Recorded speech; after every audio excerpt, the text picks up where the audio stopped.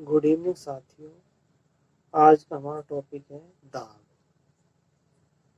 यानी कि प्रेशर। तो वायुमंडलीय दाब और उत्प्लावन बल का हम इसमें अध्ययन करेंगे। क्लास 7 का टॉपिक है दाब।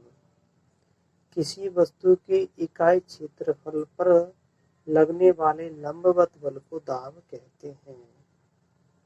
दाब को P से प्रदर्शित करते हैं। दाब बराबर होता है बल बटे संपर्क क्षेत्रफल। तो P बराबर F बटे A। दाब का मात्रक होता है पास्कल। तो पास्कल बराबर होता है न्यूटन प्रति वर्ग मीटर हो जाएगा। दाब बल के समानुपाती होता है, वह संपर्क क्षेत्रफल के व्युत्क्रमानुपाती होता है। नुकीली पिन से गुब्बारे का फटना ये दाब का उदाहरण है। स्पंज का अधिक दबाव जब क्षेत्रफल कम होता है तो स्पंज पर दबाव अधिक होता है, और जब क्षेत्रफल ज्यादा होता है तो स्पंज पर दबाव कम होता है। और यह इकाई क्षेत्रफल परिवर्तन के कारण होता है। इकाई क्षेत्रफल परिवर्तित कर दिया गया है। दाब 3 वस्तुएं लगाती है, भार, वायु और जल। यानी कि भार भी क्या करता है, दाब लगाता है, वायु भी दाब डालती है और जल भी दाब डालता है। अब वायुमंडलीय दाब, वायु द्वारा इकाई क्षेत्रफल पर लगने वाले बल को वायुमंडलीय दाब कहते हैं। वायु प्रत्येक स्थान पर सभी दिशाओं में समान दाब डालती है।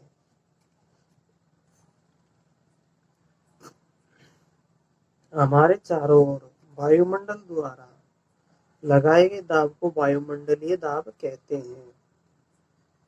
समुद्र तल पर गुरुत्वीय दाब समुद्र तल पर वायुमंडलीय दाब का मान होता है 101,325 पास्कल।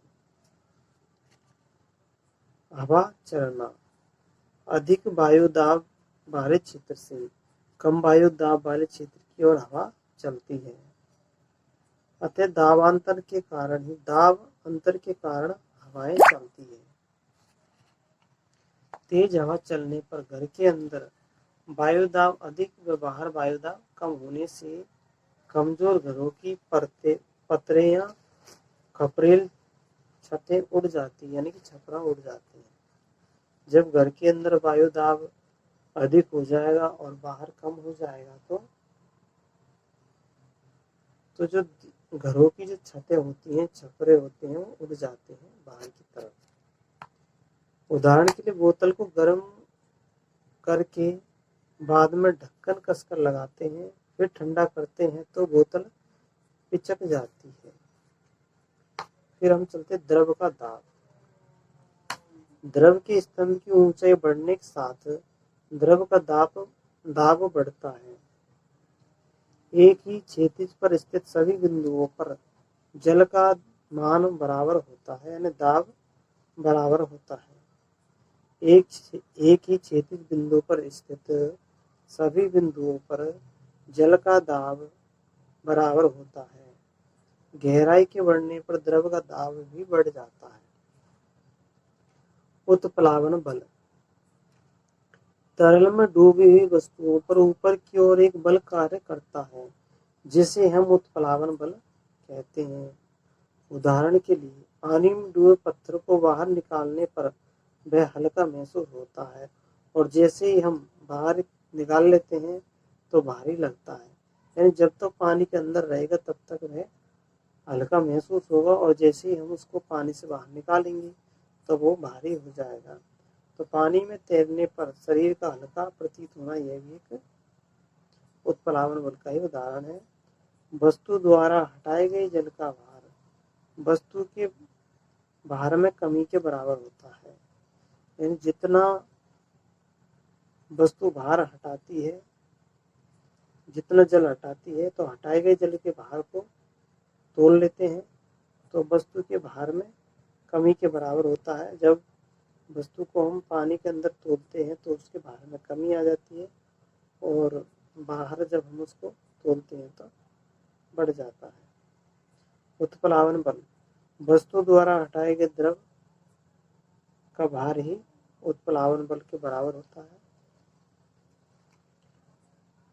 बैग की पट्टियां, बैग की पट्टी, इसको उदाहरण देखते हैं कि बैग की पट्टियां चौड़ी बनाई जाती है, दाब कम लगता है, ऊँट के तलवे चौड़े होते हैं, बांध की नीचे की दीवारों की चौड़ाई अधिक रखी जाती है, ऊंचाई पर श्वसन लेने में कठिनाई होती है, और जल टंकियां ऊंचाई पर बनाई जाती है ताकि दाब अधिक लगे, और शरीर पर दाब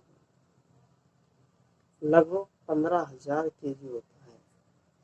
यानी मनुष्य के शरीर पर वायु दाब लगभग 15,000 किलो के बराबर होता है।